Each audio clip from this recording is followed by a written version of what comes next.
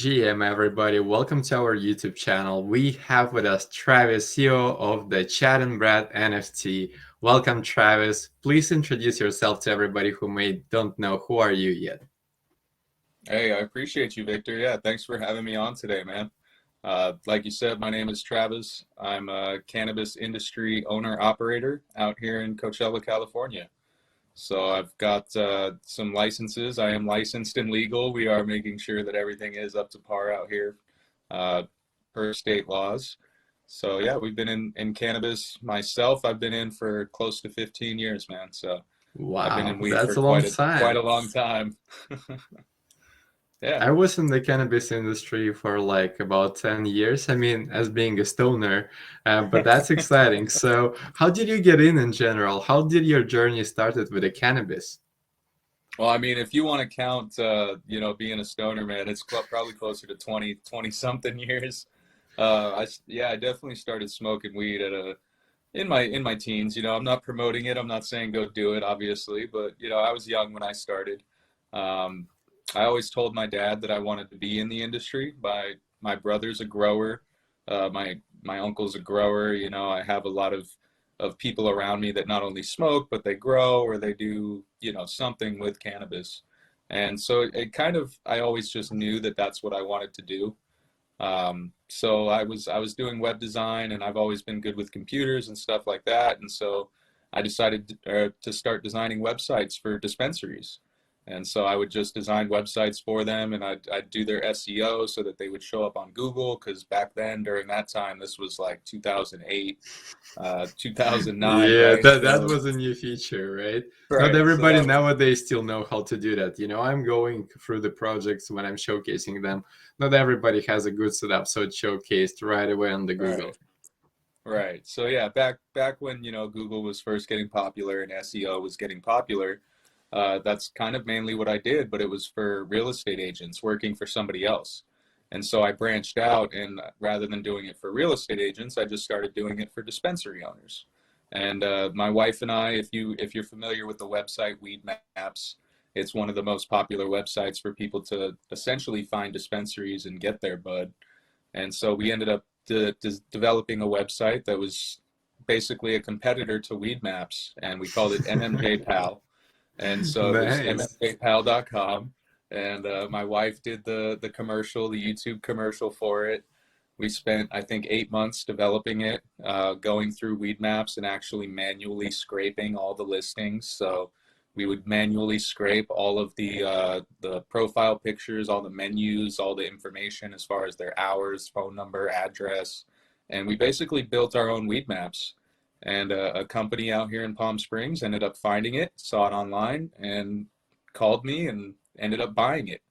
And of Wow. course, yeah, of course they bought it for, a mixture of stock and cash. So I didn't make as much as I probably would have liked to, because the stock now is worthless. The company that ended up getting it, I don't think they're even in business anymore.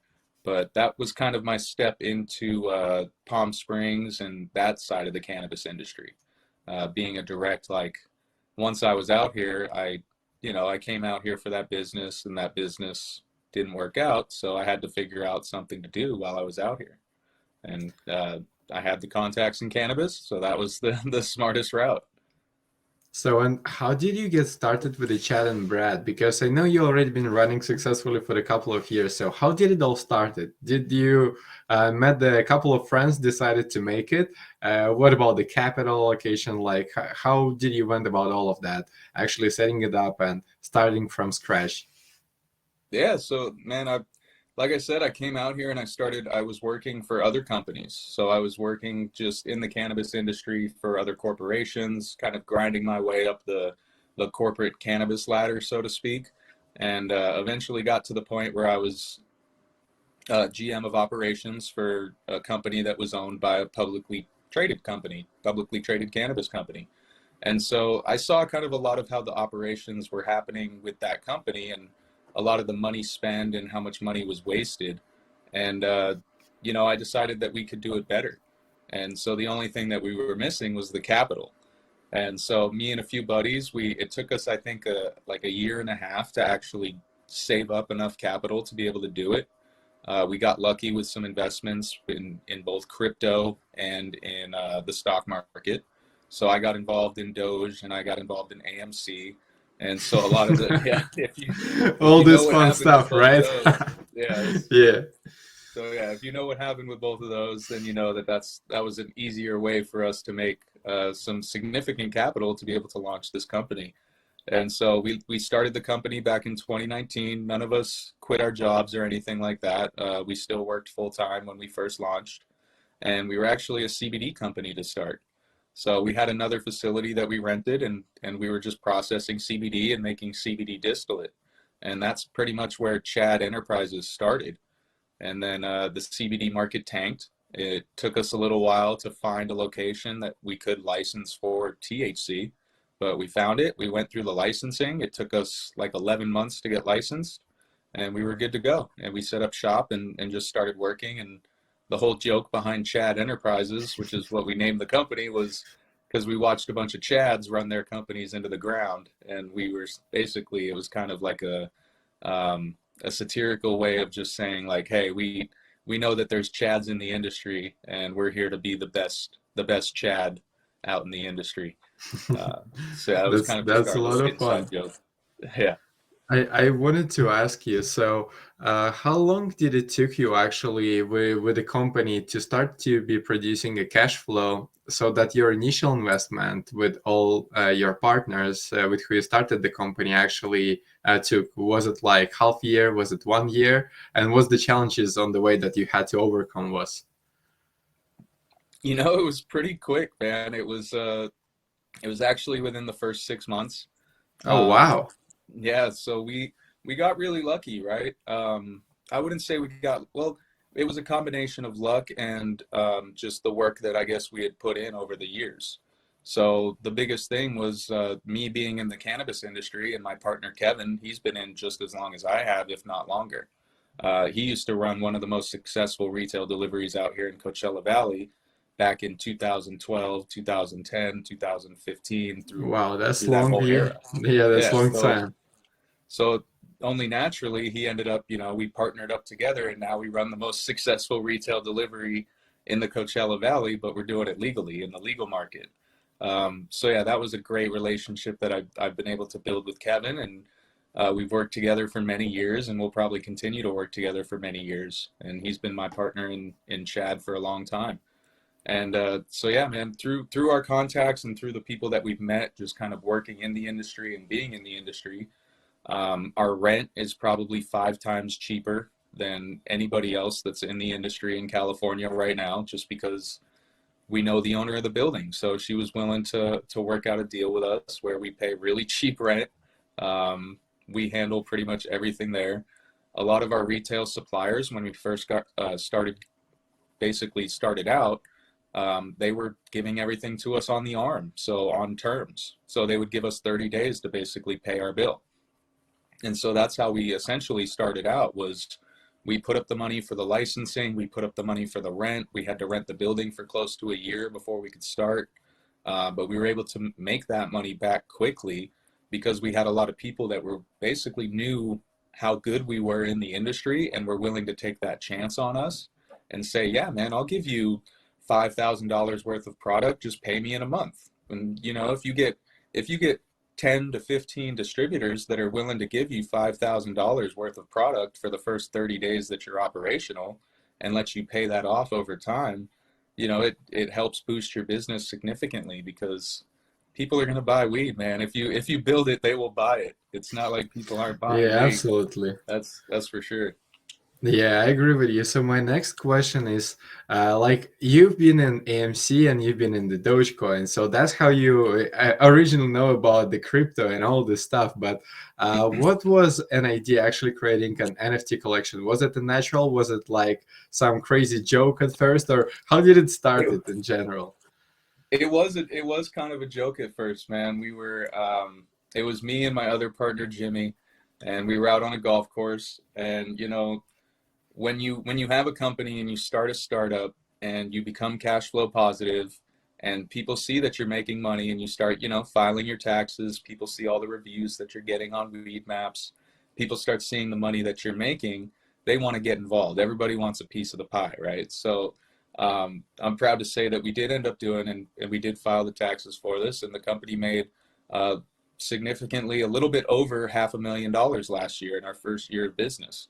And so when you do something like that in this industry, and you're just three guys that basically started up out of nowhere that, you know, everybody kind of knows, but they know them as operators, that Wow. attracts a lot of attention. So they want to get involved. They want to basically invest in you and try to buy a little bit of your company and get a little bit of your pie.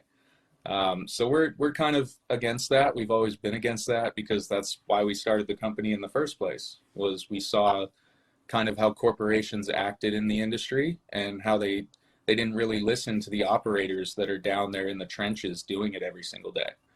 So rather than take on outside investment, Jimmy and I were just talking and we were joking about basically all the Chads that are trying to throw money at us and they want to buy like half of our company. So there was a Canadian company that essentially wanted to come in and buy us, and they wanted to consolidate us down and have us change our name into their name, and then we would just become essentially employees of our own company, and we would just be working for them at that point. They'd probably give us a bunch of stock and stuff in their company, and we wouldn't see a dime for like 2 years, right? So rather than do something like that, we were just on the golf course joking, and we were like, man, why don't we just make kind of like, why don't we just do it like an NFT? Why don't we just take a stock certificate of our company, put it up as an NFT, and then people can buy into our company? And so I was like, oh, let me look into it. Let me see what we can do. And obviously, I quickly learned that you can't do that because of SEC, like the SEC regulations. Well, all the legal stuff, right? All the legalities behind it. They don't like stuff like that, right? So obviously, we didn't end up putting a stock certificate up as an NFT and trying to sell that, but we did have a couple iterations of the project prior. So we did put up a Chad coin NFT, which is just a 3D model of a rotating coin with a Chad meme face on the front of the coin. So it's just that Chad meme of the guy smiling with the sunglasses on, with the Thug Life glasses. And so we kind of joked about it a little bit back and forth, and we realized like, hey, that, you know, we can't just put something up on OpenSea and hope people are going to buy it, right? So I started digging in, and I started looking into OpenSea and NFTs in general, and I bought into a couple projects. They ended up being rugs, and but I saw obviously Same coincidence with me, right? I believe with pretty many people, so that's why it's important to educate them. exactly, man. That's like pretty much everybody's first time experience in the NFT world, right? Is you see a super hyped up project, you get involved, and you buy in, and the floor goes to nothing because the founders just disappear on you. And so that was one thing that I felt that we had an advantage on was, you know, we're an actual company. We're fully doxed. My name's on the license. Kevin's name's on the license. Everybody's name's on the license for the company. So if you really wanted to, you could find us. Our address is public information for the shop. Like it's all, you know, it's all out there. So I felt we had an advantage in that sense that people could see that we are real. We're not some BS hyped up project that's coming into the NFT space. We're something tangible. We're something real that has a track record, and we plan on being here for years to come. And so that's kind of why we decided, like, hey, let me take the project on. My partner Kevin, he runs the shop with my wife Sherelle, and they basically hold it down. Jimmy is our man on the ground that's just absolutely killing it. He's one of the other partners that works at the shop. And so I'm allowed to step away and focus on NFTs and promote the project the way that it should be promoted, organically through stuff like this, where we're getting together, having conversations. Like I said, I'm in Twitter spaces almost all day, every day. So that's kind of why I'm proud of what we're doing, because we haven't done any paid marketing or anything like that. We're just letting it happen naturally, the way that I think it should.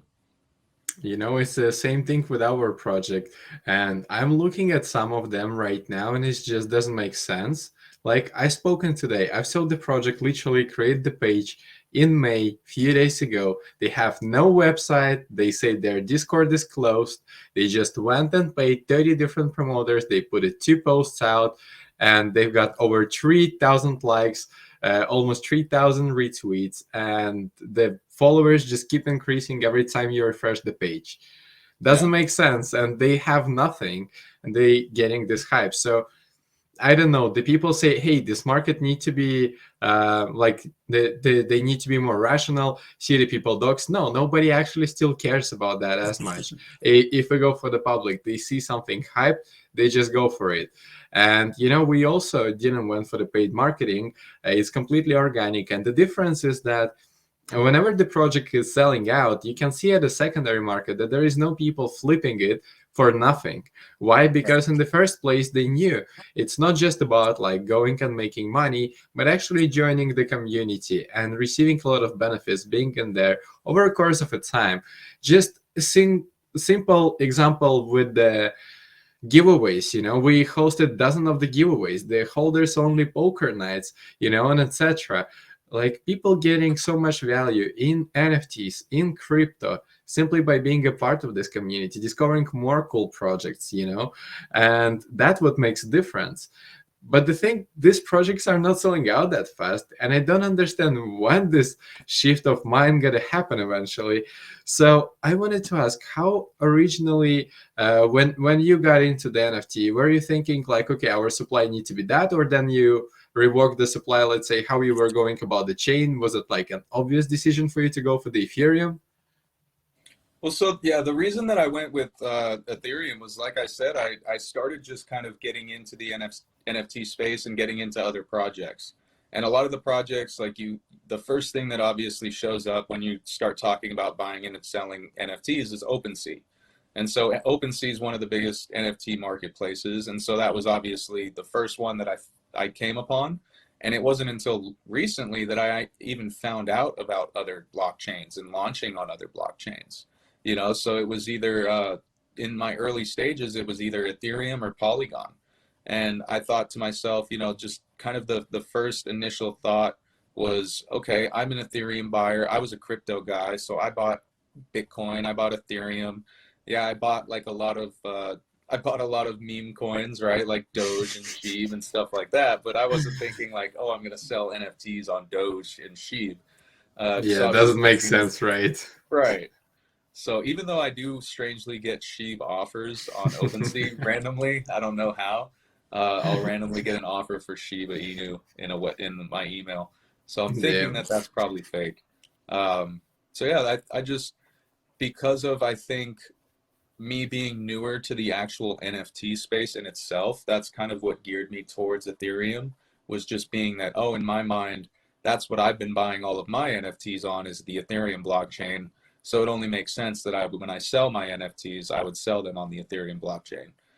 As far as the supply, same thing. I was getting involved in a lot of early projects back in September, August of last year. That was kind of when I started dabbling in buying NFTs. And so some of those projects, majority, almost 90% of them, were 10,000 piece collections. And so my mind immediately was, oh, we've got to do a 10,000 piece collection.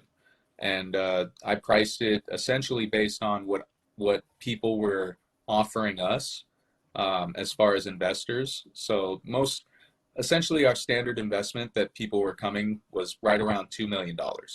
And so the way that I calculated it was, I said, okay, for a 10,000 piece collection, if somebody were to come in and offer us roughly $2 million, what would it convert to based on these calculations, right? Like how many would we have to mint at what price? So yeah, so we were originally at a 10,000 piece collection, and we originally were going to price it at 0.07. So we ended up cutting down the supply.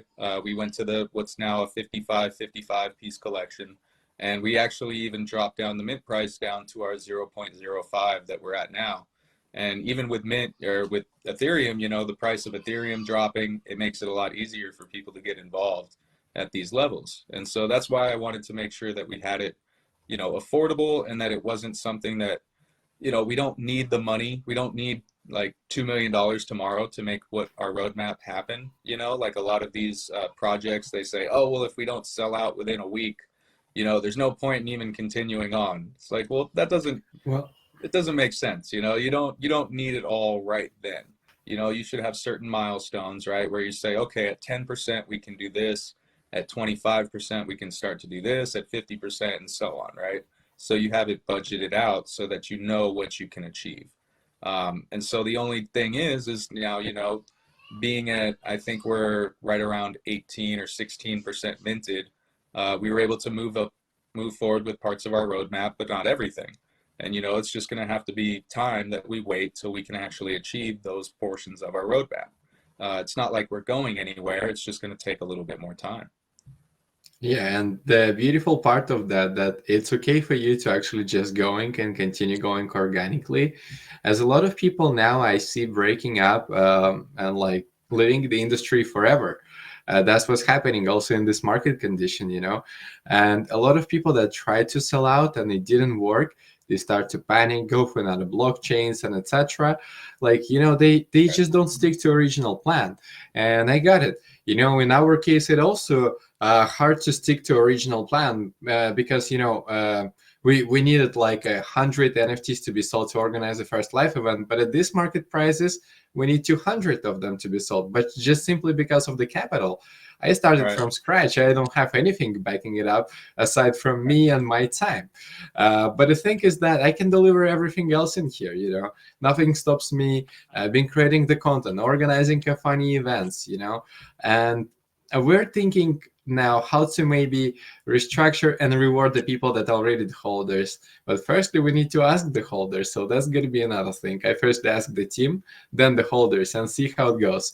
If everybody likes the idea, we have another additional way to reward everybody. Because, in the end of the day, we're here to stay, and I love seeing people that are here to stay.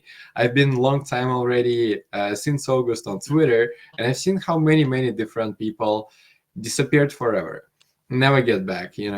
How many projects went to nowhere, and I never heard of them again. Not that Right. they delivered or not, they just disappeared eventually. And No, that's a nice thing, seeing like somebody that already has everything that they need to achieve the success, and they simply just expanding, and still delivering value whatever it takes. And even if the roadmap takes a little longer, that's completely fine. So thank you for the quick intro, and that was nice to ask you about it. I want to now go to your website. I will show it on the stream as well, and we're going to be here at the top, or let me try if okay, that's no. Let us be on the top, right?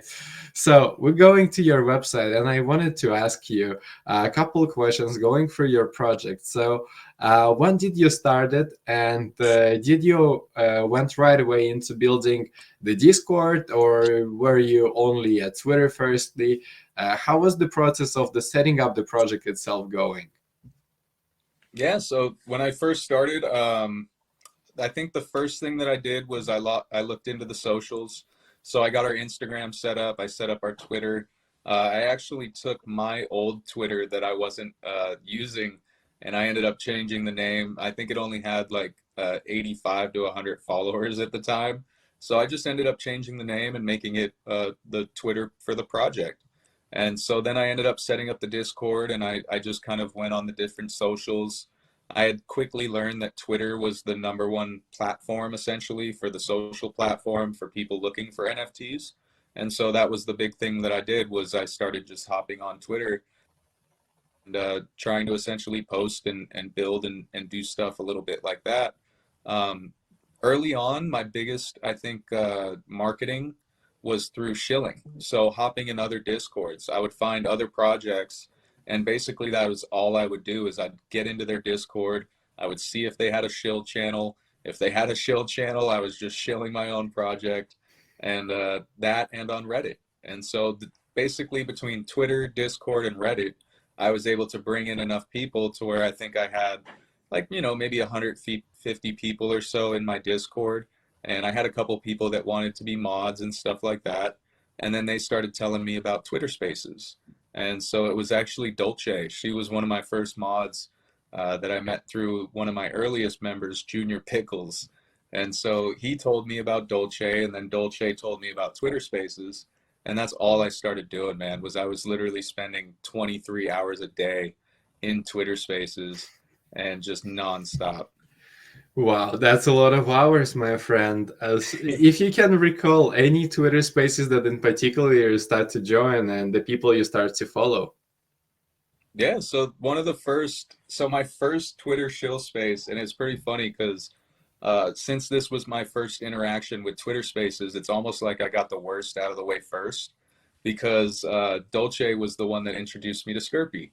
And so my first shill space was actually a Skirpy space. And there was, I think at the time, like 75 people or so in the space. It was Oh real early wow. on. I remember these times actually. I think I was joining already and I had my spaces going at that time. Yeah, yeah, I think so. Yeah, I think I hopped into one of yours as well. So that's how you and I met. Was I went it was early on in the Skirpy spaces. And so I hopped up there. I shilled for Skirpy. I was shaking, my voice was cracking. I was nervous out of my mind, man. And I think he recognized that, but I hopped up there, let him know like this is my first space, man. I just started my project. And I think that gained his respect a little bit because literally every day after that, I would hop in Skirpy spaces, if not once, at least twice a day, and he'd bring me up within 15 minutes, man. And so I was able to hop in there, essentially start skipping that 5, 6 hour line that a lot of people end up sitting and waiting in, and getting to show the project multiple times a day to a large audience. And so I think Skirpy was one of the early on spaces, as well as, like I said, getting into your shill and chill spaces early in the morning. So I think that was one of the first things. Like I said, back then I was a DGen, man. I was waking up real early. I was going to bed late, getting like an hour, 2 hours of sleep. So yeah, I was hopping in your chill spaces. That's how I met you. Funky Flies, man. I was doing the Funky Flies spaces with John late at night at like 11:30, 12 o'clock at night, my time, which was like 2 in the morning, 3 in the morning, his time. And it was just him and like Rasta Rick. I think there was like 5 or 6 people. Acclaimed Raven and I were in there, and we would just hang out with John and just BS throughout the night, man. And then, we all started growing. Everyone started getting a larger following, and we've all just continued to hang out and still vibe well with each other. So it's been pretty cool, man. Yeah, that's been quite a journey. Speaking about the Dijon stuff, right now it's 2 a.m. my time. I'm just saying, I'm here interviewing you, my friend. And just a little Dijon story, right? And if I get to sleep 8 hours, that's a good day. That doesn't happen every day, but I try to get some rest recently, as I know it's important. But yeah, that's the way to grow in this industry, and it changes so fast. I can tell you, I've hosted many spaces. It's been 55 episodes of NFT networking and chill, and we don't even have it anymore.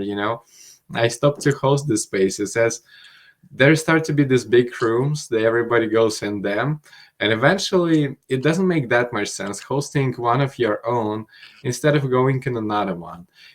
It changes all the time and the people are rotating so fast, and honestly the same things that been working before maybe not working anymore now. So I wanted to ask you, how did you went about finding the partnerships with the people? Like you've met Rumble as well, for example. I believe you've met them through our spaces and through us as well, if I'm not mistaken.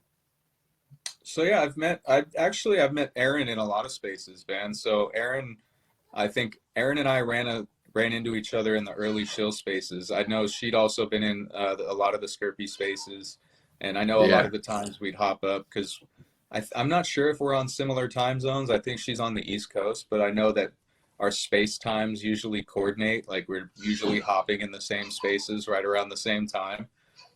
So yeah, I'd heard her shill. She shills, like she showcases her project extraordinarily. Like everything she does is absolutely, dude. Am I still here? Yeah, yeah, you're still here. Everything Okay. she does is Okay, cool. Yeah, I get that's one of the problems, and I get the same issue with being on spaces, is I do get a lot of calls during the day, both for the business and right now we've got there's an event going on in LA right now, and so a lot of people are calling me trying to get me to come out to this event. But as you can, I'm sure, hear in the background, my son is also screaming at the top of his lungs. So I don't think I'll be going to that event tonight. I yeah, think I I'll be feel you. babysitting. That's sometimes not easy to be a dad. That's true. No, yeah, but it's fun, man, because like hopping in the Twitter spaces, right? We get a lot of Web3 musicians and stuff. And so that was one of the cool things that I really enjoyed about getting in some of these chill spaces. And that's how I met Violetta early on. I got to hear her sing. I met Sammy early on as well. Joe Ryan and all those guys. Crypto Rick is absolutely amazing. And so whenever they would hop up in spaces and they'd start singing, those were usually the times where my son would actually start calming down. And so I'd almost like start following them around to different spaces just so that it's like, hey, let my son hear you sing so that maybe I can get like a peaceful peaceful five Maybe minutes. he will fall asleep, right? Right. Exactly. No, man. So yeah, it has been a lot of fun hopping in these spaces, man, and meeting a lot of the people that we've gotten to meet. We've been in spaces with, geez, Carol Baskins, man. Carol Baskins was You in a know, Twitter space with us have one you seen time. the Wheat Punks brought another musician, Lil Xan, the guy who has insane amount of followers as well. He knew X, he knew Lil Peep, like the musicians that I listen. That's been cool. We've been at the same stage in the room. That's shows like on Twitter, everybody is much closer to each other than we actually used to think. Twitter used to be one of those social media. So for everybody that's watching right now, this YouTube video, make sure you are on Twitter, following Chad and Brad, Travis, following Stone Tigers, following all the people that we've spoken about. Maybe you're just starting out with your journey. That's how we've done it, and you can do the same. There is nothing that stops you. And with that said, I actually wanted to go to your website and ask you a couple of questions more about the Chat and Brad and the ChatX coin and about the minting process and the roadmap. Definitely, man. So the first thing I want to ask is that explain to me, please, this joke about Chad, Brad, Dad. You got me right.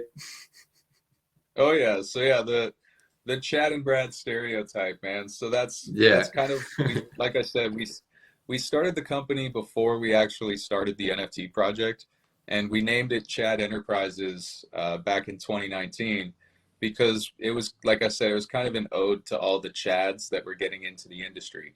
And so what a Chad is by my definition, a lot of people have different definitions. So this isn't what a Chad. Don't take this as the Bible, so to speak. But by my definition, a Chad is somebody who gets into the cannabis industry. They don't necessarily know anything about cannabis themselves. They just either have somebody that has a lot of money backing them, like an investor, or usually it's their father. So that's why we also included Chad's dad in the collection, because usually it comes from daddy money, right? So it's Okay. it's basically just a trust fund kid that thought it would be cool to start up his own weed business. Wow. Okay, so that's how the So yeah, how that's how where the joke coming from, right?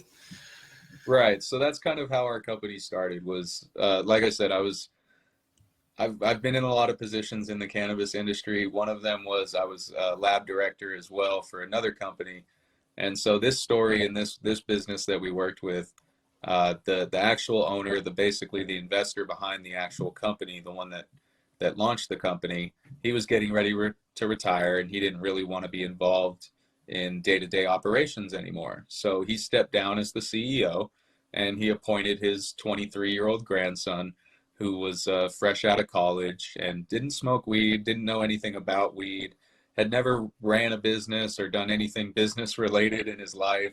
I think he worked for like a talent agency out in Las Vegas or Los Angeles, that would bring actors and celebrities and stuff. And so he basically just didn't know the industry at all. Um, and so yeah, but he had final say because he was the CEO of the company. So me and the other guys that worked for the company, we would talk to him about the day-to-day operations and say, hey, this is a way that would be more efficient. We should try this. We should do this, and just voice our opinions. And he would always shoot literally everything down and do almost the complete opposite to where it tanked the entire company.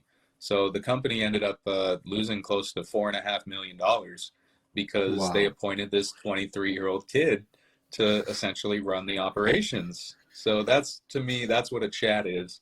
And that was essentially the story that sparked Chat Enterprises and why we started doing what we do. Wow. That's just, well, not to blame anybody, but that's not exactly the correct way to do things. The people gotta learn first how to walk and then how to run. Not right away, Right. like dropping somebody in the ocean and saying, "Hey, go swim." But I got you. That's been a cool start. So, once again, how many characters you have in your collection? There is 5 of them as shown on this flyer, right? Correct. And so the FBI agent, he is a one of one in the collection. So he's owned by Acclaimed Raven. He's our FBI guy. You'll see him in spaces, just keeping an eye on things. And so the actual characters are Chad, Brad, Thad, Bryce, and of course Chad's dad. And so Brad is Chad's best friend, and then Bryce and Thad are the little brothers to Chad and Brad. And then of course Chad's dad is self-explanatory. So there are 5,555 total, so 1,111 of each character. And if you collect the whole family, you actually will be getting a multiplier on your staking. So that is one of the big things, and one of the biggest utilities that we offer is passive staking. So just by holding your NFTs, you actually accrue Chad coin, as you mentioned, the Chad X. And yeah, if you collect the entire family, you get a multiplier on that Chad X. Wow. So, how big of a difference there is going to be? Let's say I own 5 NFTs, but I don't have a family necessarily. How different would it be if I would be having a family in this case? Yeah, so you'd be able to double your daily earn essentially Oh, through wow. each family. Yeah, so each family that you collect, right? So we have one person that I think has 25. He's like our resident whale, and so he's got 5 full families. Um, so for the first family, you get a 2x, and then for each additional family, it essentially adds one more multiplier. Excuse me. Wow. So through his NFTs and through his holdings with his 5 families, he'll get 2x for the first family, then 3x on for the having 2 families, and so on up to, I believe he'll be earning 5x of his daily drop. And so he's essentially going to have his NFTs paid for within the first year, because that's kind of the way that we did the tokenomics behind it. Was we took 20% of our mint price, put that back into the liquidity, and then we're giving people back a 20% annual, essentially, return in Chad coin from their initial investment on the NFTs. So having 5x, he's making 100% annually. So he's going to essentially pay off his NFTs within the first year. If Chad coin, it's hard to talk about tokens and tokenomics, right? Because one Chad coin is one Chad coin. We have no idea what Chad coin is going to be worth at any given moment, right? So it really just depends Yeah. on how that fluctuates. Yeah, I got you there. So, regarding the tokenomics and the smart contract in general for the NFTs, how did you went about that? Did you pay for the smart contract and creation of the tokenomics, or were you learning it all yourself from scratch to actually be able to do that? So originally, yeah, I was learning Solidity. So in order to get the smart contract, my original smart contract was one that I wrote in Solidity, um, through basically just watching hash lips and learning it through through him. So we were able to get it going through Remix and watching a lot of his videos. And so that was right before the new Azuki contract came out. And so meeting John and from the Funky Flies, he actually ended up sending us out a different contract for our collection. And so I don't know how efficient and how good the one that I wrote. I mean, I hope it would have been a great contract, but we'll never know because I'm probably not going to use it. But yeah, I was actually able to get our secondary contract and get the ERC 721A through John from Funky Flies. And then for the token contract, same thing. We actually went through Rick, who was his developer as well. We ended up paying him, of course, for the token development, but he did not only our token, but he's also doing our staking and our trait staking. And he does a lot of our Web3 stuff also. when it comes to the website and the JavaScript and stuff like that. So meeting people along the way actually really benefited our project overall, just because our original token dev was trying to essentially screw me over and wanted to take 20% of the project. And so we had to part ways. And for a little bit, I was freaking out because I no longer had a token dev, at least not one that I was willing to pay for. And so luckily I had met John. He introduced me to his token dev. We worked out and negotiated a price to where he would do all the contracts and everything for us. So it's been great, man. Getting into these, just getting into these Twitter spaces and the people that you meet. You have no idea how much it can benefit you long term. Oh yeah, absolutely. I know that. And let's say, for example, if I want to write the smart contract of 721A, is it hard to set up, or just out of the example, let's say, are the same as Funkyfly has? So that one was a complex one, man. It's not difficult. It's just a lot of code, right? So I think ours was like 800 lines of code or something right around there.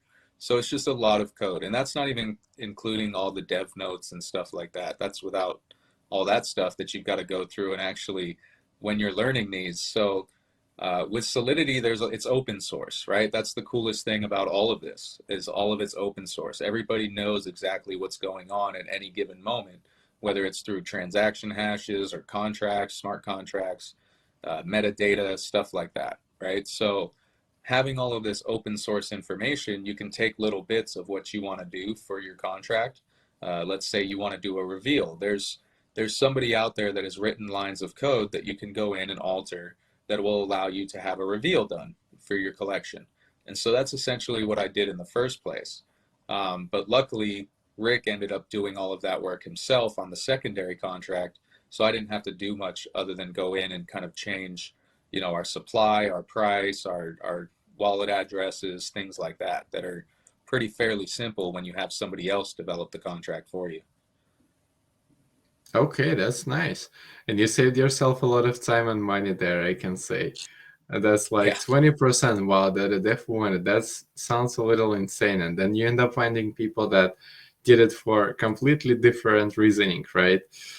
That's Right. exciting. And how many people you have right now in your team in total working? So working on the project, it's just myself. And so I've got myself and my token dev who is essentially just, helps us with developments of contracts and stuff like that. But as far as mods, we do have Acclaimed Raven who is a part of our team as well. He's our community manager. So he helps out a lot in the Discord. He also helps out a lot in co-hosting and hosting spaces and basically just community outreach and stuff like that. And then we also have Truth in the Source, who's our collaboration manager. And so he's also a member of the Discord. He's somebody that I met in spaces, and we just vibe really well. He knows the Web3 like the back of his hand. He knows a lot about Web3.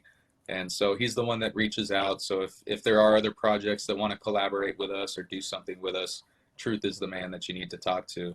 But other than that, it's just us. We're out here rocking every single day.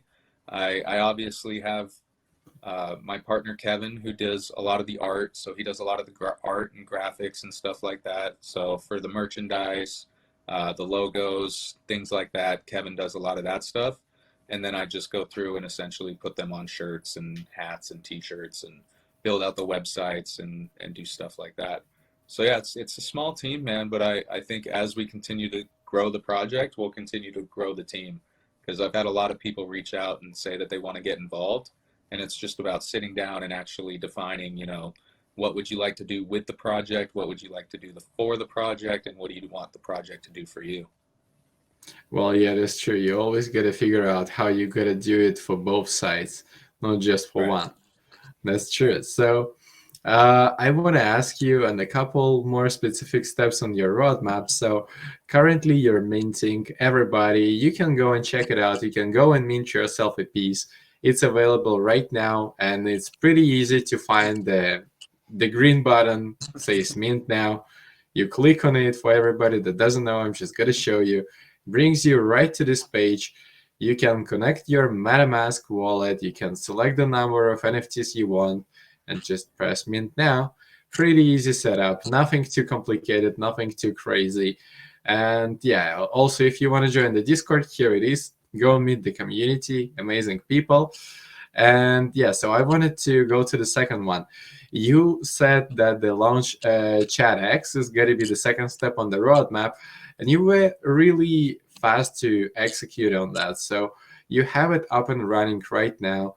And you said before 20% of the crypto bought in from Mint will be added to a ChatX liquidity pool.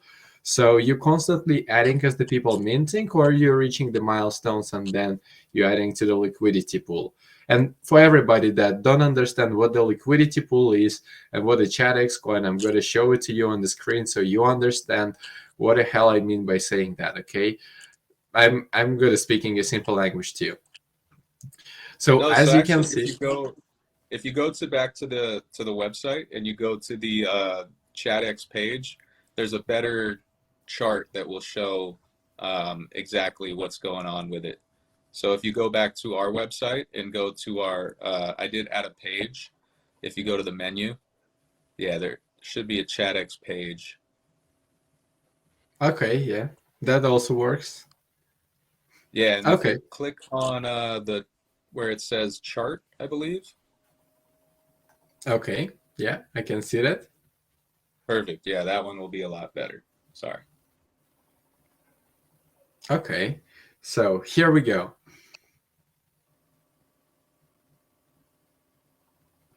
Okay, so it's with two chat X in here, right? The pair, Oh, it's showing your other tab, sorry.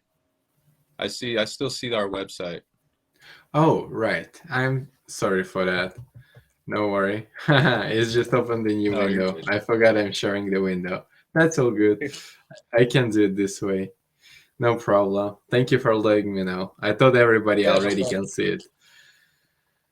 All right, so here Yeah, we I go. like this We index tool. Yeah. Okay, so here we go. You can see the chat X to the width, and you can see the, I don't know, market crash didn't affect it. It is as it was, right? So currently per one coin, it is 1 cent, just a little over 1 cent. And there you can see the chart, and then the people buying in. So the buys and the amount of the chat X and the total in with what it costs somebody to actually do it. So can you explain to me, like if I go here and let's say, I don't know, pick up the candles like 4 hours, it looks like this. All right, so can you explain me a little more on the tokenomics, how it works and how much liquidity you have in it right now, and where everybody can see somebody that maybe first time on this platform? Yeah, so like we said, we took 20% of our initial liquidity. So I think we had hit right around 600 minted or so, and that's when we launched the actual ChatX.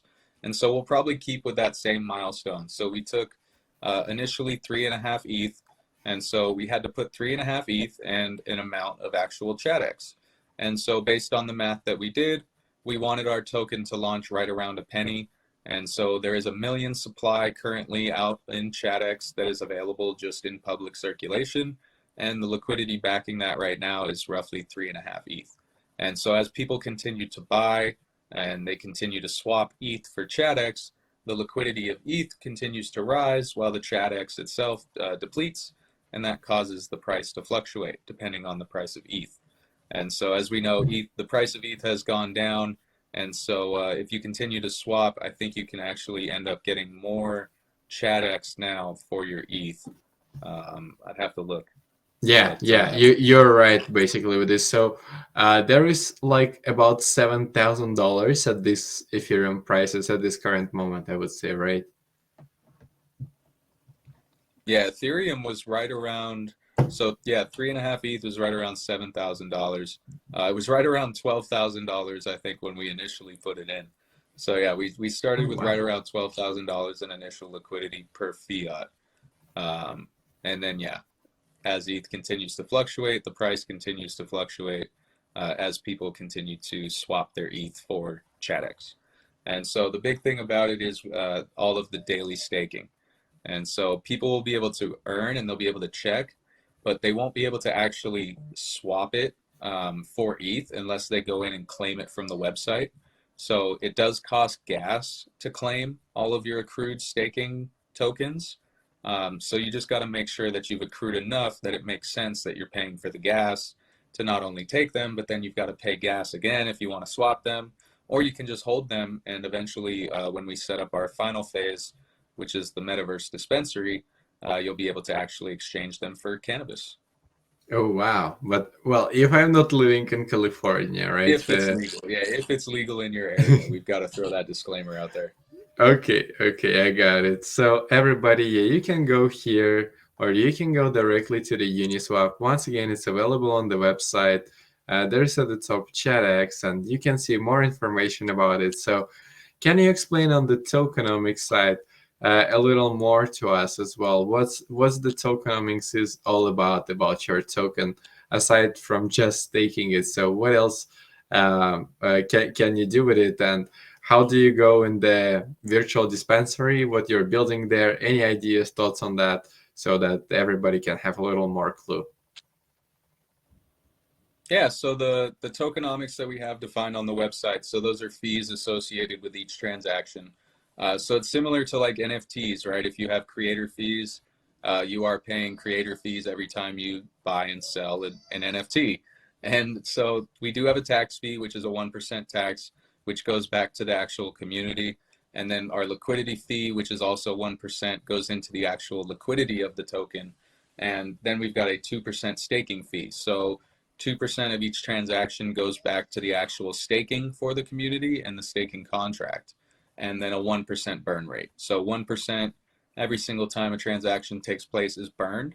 And a burn rate is always good because it limits the supply of your token. So it's always good to occasionally burn token. And the more you limit your supply, the higher the value of that token is. So we did implement that burn rate as well. That's nice. Yeah, that's smart. So you're decreasing the supply and the demand gonna be increasing with the time. So about the virtual dispensary, have you thought about like how you're gonna be making, let's say, the prices in there? You're gonna be just making it equal to the certain amount of dollars and then just paying in the ChatX directly, so you will don't even need to swap it. And in this sense, also Yeah. save on the gas that you would have spent for that, right? Exactly, yeah. Rather than swapping it out to Ethereum and then having to convert that to fiat or anything like that, you could just come into the dispensary. You'll be able to see, obviously, the price will fluctuate based on, the price of Chad coin at that moment. So you'll be able to see how many Chad coin you'll for each product, pay that directly, and then we handle all the back end. So we eat the gas on the conversions and everything like that, and you're basically able to just enjoy your cannabis. Nice. Nice. And for everybody that doesn't know, to be staking Chad and Brad NFTs, you just simply need to keep them in your wallet. You don't need to do anything else, as simple as that. But you better collect the full family, as the Travis explained to you before, right?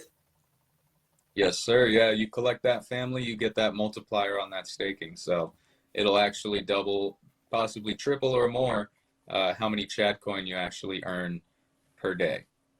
Nice. And there is also token contract address, guys, if you want to go and check it out. If you just want to make sure that it's safe, here it is. You can go and learn in depth that it's all legit. And as you can see, everybody, the mint price for the Chan and Brad is only 0.05 Ethereum. At the current prices, I don't even know how much is that at this price. It's like $100, I think, isn't it?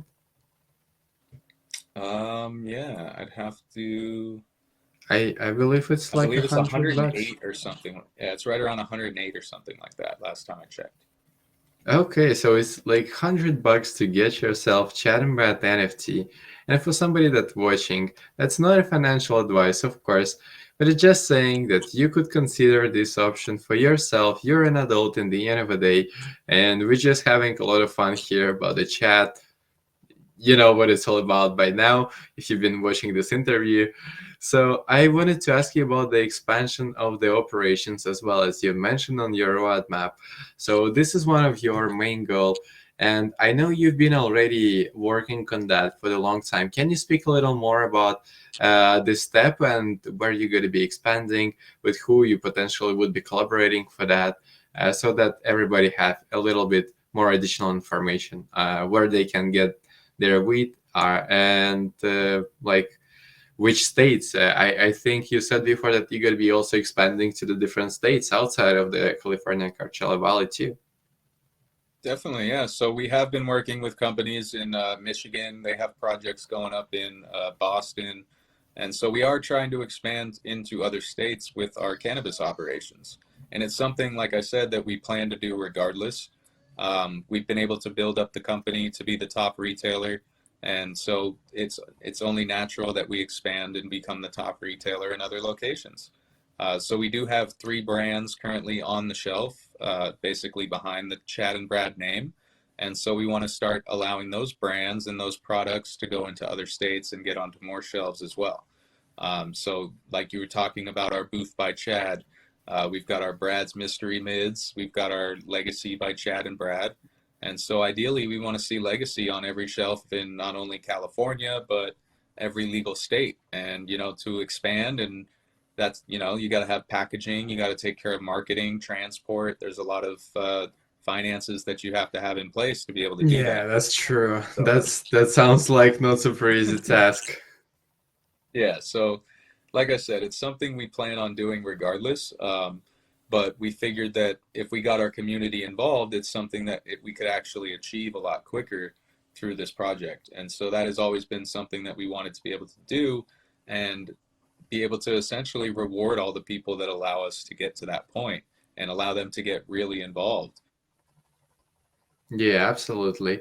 And Yeah. that's such a great way to reward people with something that already exists and make them the part of your brand and actually receive value in the real world.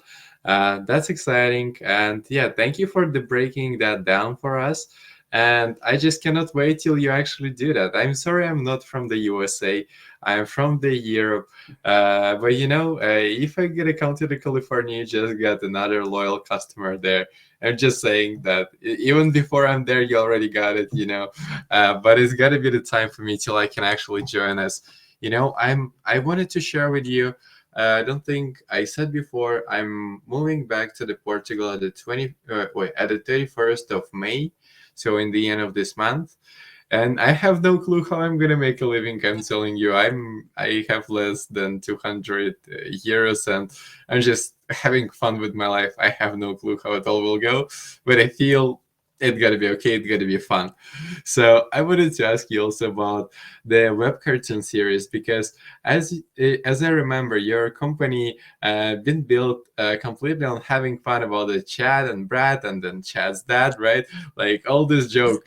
And then the web cartoon series, you said it was like a natural idea that would absolutely make sense to execute. So how do you go about it?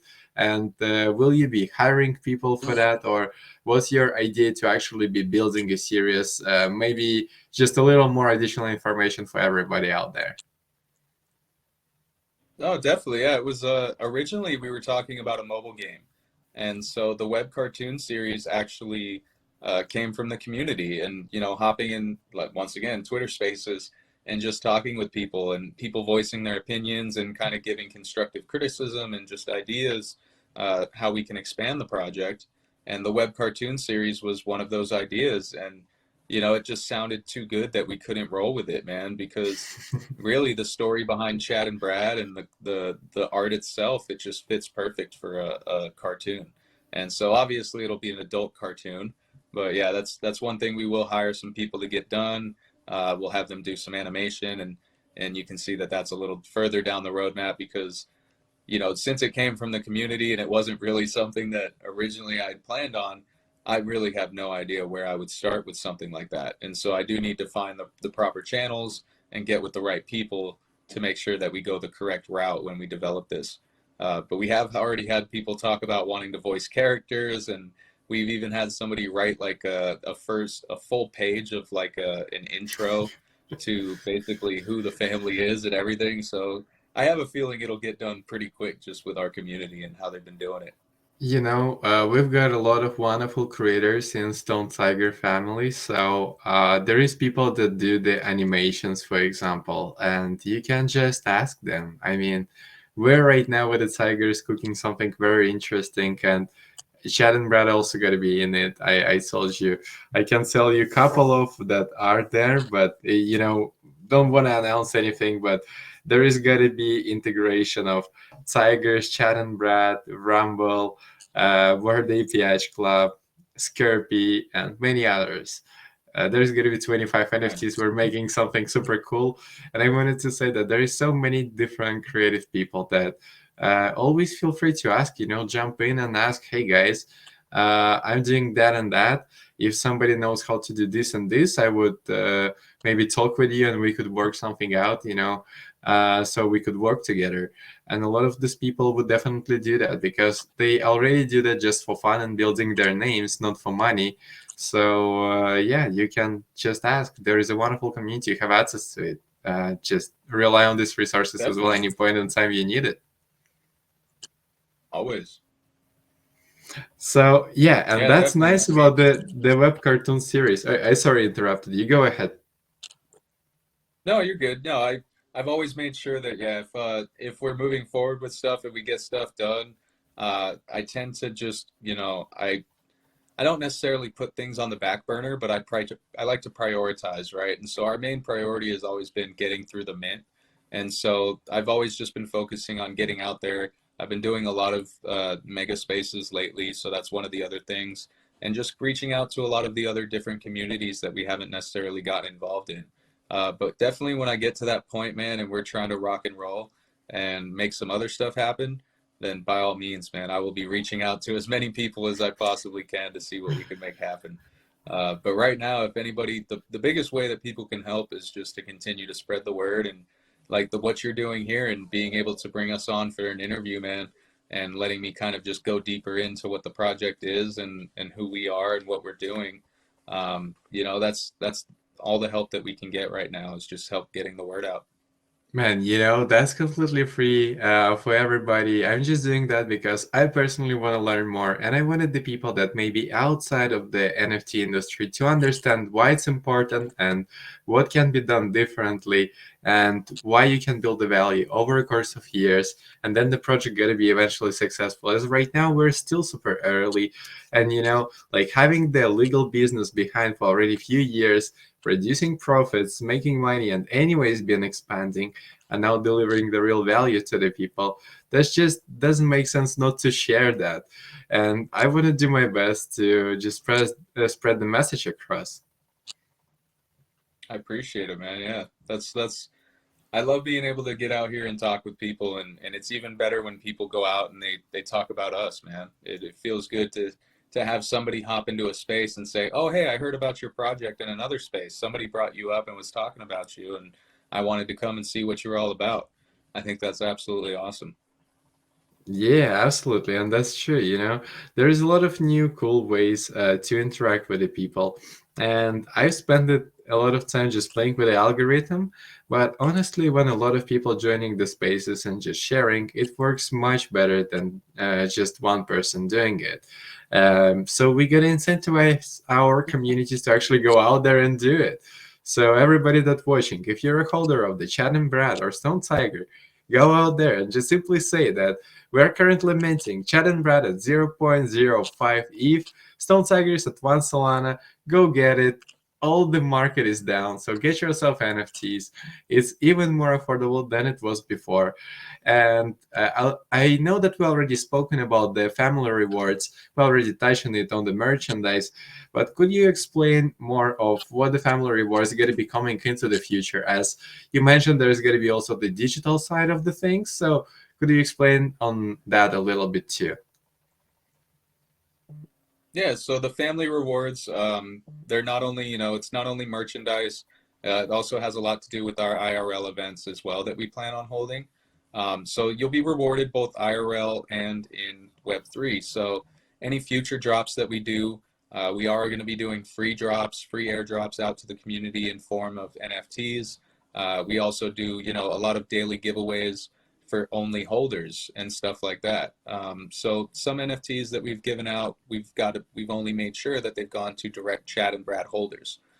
So whether it's an airdrop like that, whether it's a ticket to an IRL event, essentially anything that has to do within the community that you're going to benefit from, those are our family rewards. So one of the big things that we did initially was our free sweaters. So all of our early holders, all of our OGs became certified OGs.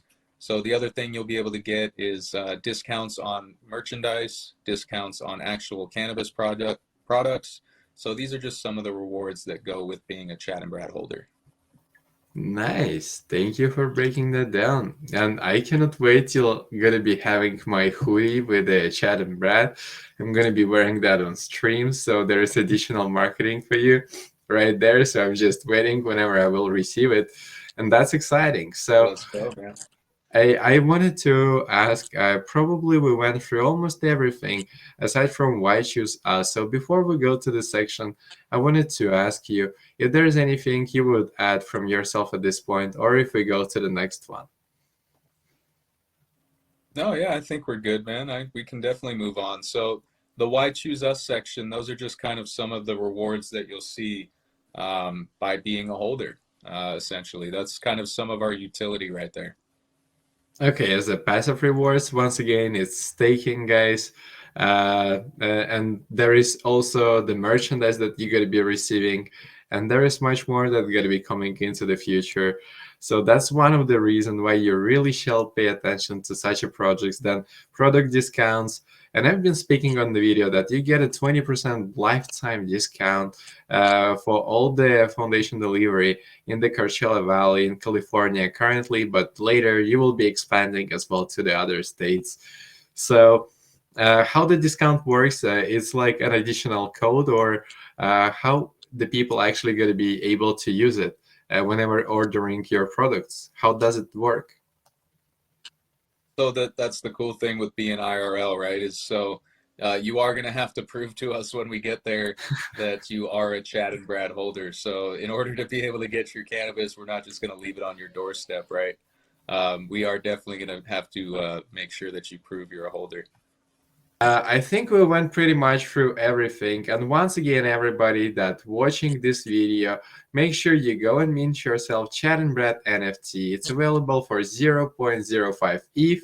I'm gonna leave the link down below in the video description, so you can all go and do that to their official website and to their Twitter. Travis, that was nice to meet you. I'm gonna stop streaming. And thank you for joining us and letting us to interview you. So now I wish our communities can learn more, and your community can join and just listen. It all available in one place if they want to learn even more in depth, like the trilogy of all the videos that we put it with the Chad and Brad already on our channel. Thank you so much, and I wish you a wonderful day. I see it's still sunny for you. So if anything you would like to say to the audience before we go, please do so, and then I'm going to be stop recording and ending up the stream. No, I appreciate everybody. If you've made it through this far, listening to me ramble on, I definitely appreciate you guys taking the time to come and listen to my story and what I've got going. As you can hear, the little one is getting even more rowdy now. So unfortunately, I do have to run, man. But thank you so much for taking the time to do this with me, man, and letting me come on here and be in the first interview, man. This has been a lot of fun. So I definitely Absolutely, my friend. appreciate it.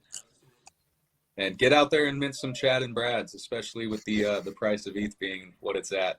And we do have a pretty cool giveaway that's coming up as well that I didn't mention. But if you're into heady rigs or glass or anything like that, you can see I've had mine behind me for a little while. But we are going to be giving away a heady dab rig as well to one lucky minter. So make sure you get out there and mint some Chad and Brads. Thank you so much, Travis, for joining us. Go have a wonderful evening. Take care of your baby, and I see you at the next one. It was nice to see you. It was nice to take interview from you. And everybody stay updated, stay tuned. All the links is down below. See you at the next one. Thank you.